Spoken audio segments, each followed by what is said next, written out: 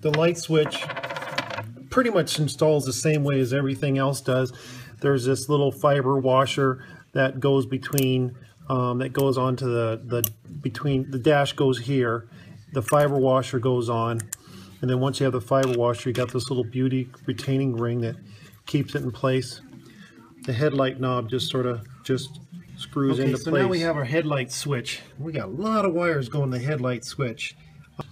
The wires to the headlight switch go up into the dash, and they also go over to the steering column. But there's a little connector in there, and it just pulls down. It's just a little connector, see?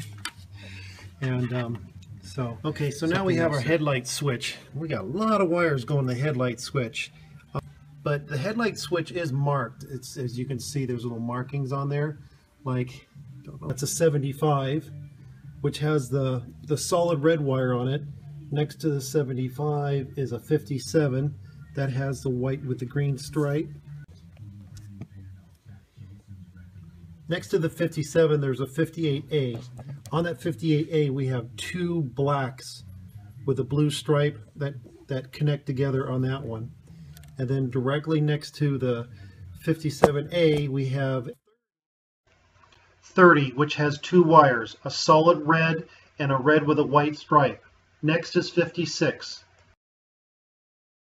56 has a white with a black stripe.